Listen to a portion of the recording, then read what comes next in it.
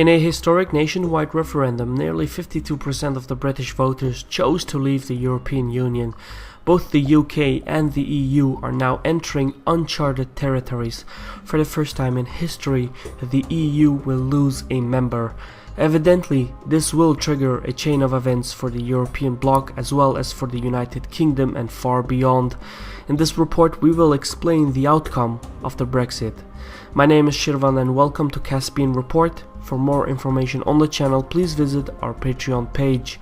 The Brexit referendum will be followed by negotiations between London and Brussels. A new framework of relations between the UK and the EU will have to be worked out. Matters such as freedom of movement of people, goods and services will have to be settled. Furthermore, any agreement between the UK and the EU will have to be ratified by the EU member states as well as the European and British parliaments. The whole process could take up to 2 years to complete. In the meantime, the UK will still remain a full member of the EU. Once a final deal is reached, the UK will have to invoke Article 50 of the Lisbon Treaty. What's more is that the European Parliament could actually reject the British withdrawal agreement, and this would only postpone the British exit. For example, some countries such as Germany, Ireland, Belgium and the Netherlands would want to quickly settle the British exit to minimize any financial instability.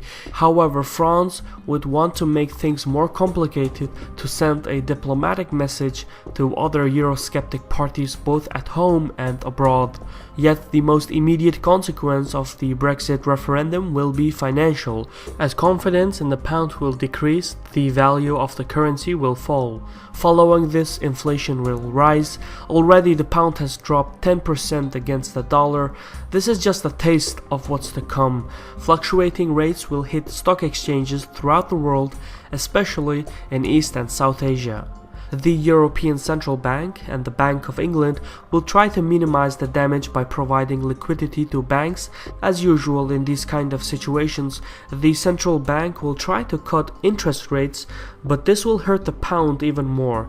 For now, the most likely outcome is that the UK falls into a recession. In fact, according to the British Treasury, the economy will contract by 3 to 6% in the 2 years the UK negotiates its exit terms.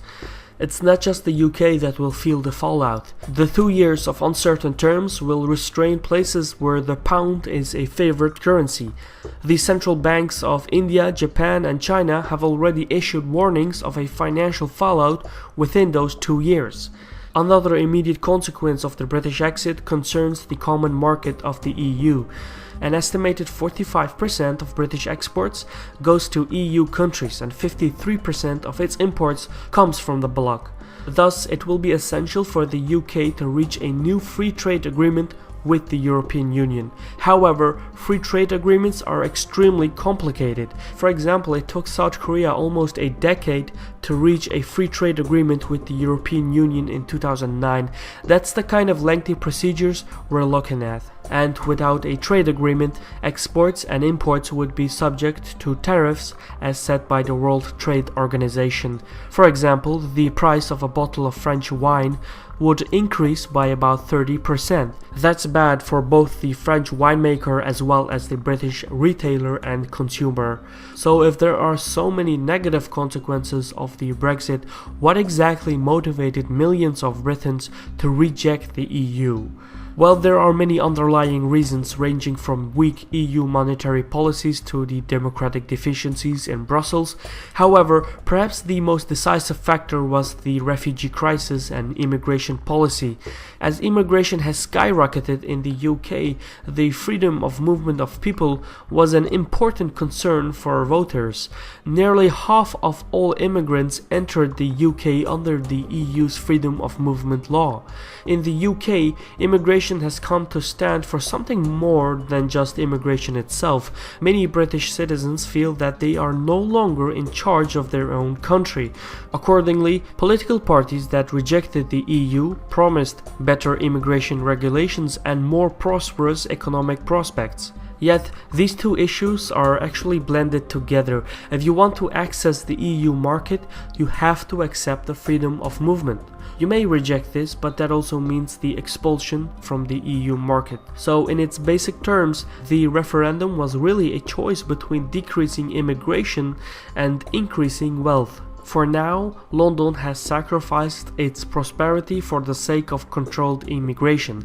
However, the subsequent challenge will fall upon the next Prime Minister. He or she will have to disappoint the people who rejected the EU. Unlike the promises of a vibrant 21st century economy, Brexit will not achieve this. Quite the contrary. The next Prime Minister will face widespread resentment as he will have to explain the dire economic conditions. A less prosperous economy means fewer jobs and lower tax receipts, which will lead to more austerity.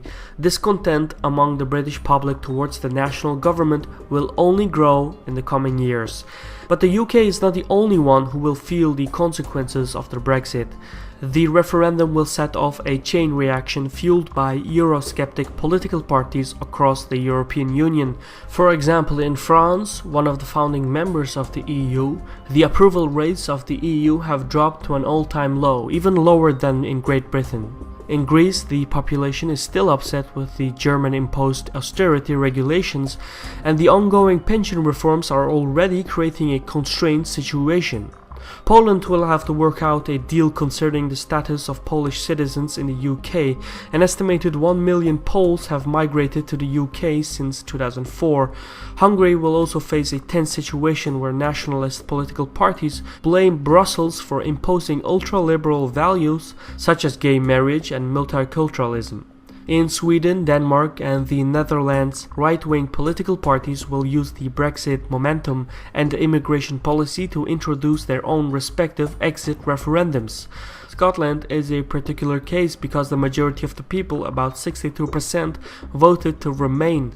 Some members of the ruling Scottish National Party are already calling for an independence referendum when the UK leaves the EU. Thus, in all likelihood, Brexit will revive the independence demands in Scotland. In essence, Eurosceptic and right-wing nationalist parties will attempt to exploit the situation concerning Brexit by populist means. Ultimately, though, the EU as an institution has helped keep the peace in Europe for half a century. That era is now slowly coming to an end. In a previous Caspian report dating back to 2011, we argued that the European Union would in time effectively cease to exist due to its conflicting cultural, geographic and strategic differences. It remains to be seen whether the EU will formally cease to exist or become so unmanageable that it will lose its relevance. Either way, the Brexit will result in a more fragile and divided Europe. In the long term, instead of one cohesive union, we will see the formation of smaller unions within Europe. These smaller unions will be established along the lines of security, trade and geography.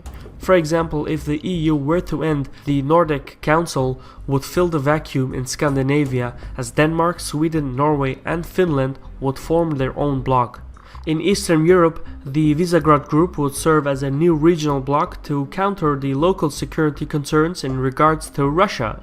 Some countries such as Spain, Italy and Greece would be isolated due to their geographic and financial difficulties. In Western Europe, the core EU members, which includes Germany, France and the Benelux, would strive to form a separate economic union. As for London, Britain is an island nation, and its geopolitical interests require it to be somewhere between Europe and North America, but not firmly bound to either one. The British exit will be financially painful, but it will subside. Once it passes, the UK will be able to maximize its geopolitical position. All of these mentioned events will move at different speeds. What it shows is that the UK is entering uncharted territories and its impact will be felt far beyond its own borders. This was a Caspian report by me, Shirvan. Special thanks to the following people for their contributions on Patreon. Caspian Report is a one-man operation. You can help with the costs of the show by supporting us on Patreon. Visit patreon.com/Caspian Report for more information. Plus, don't forget to share the video and leave your comments.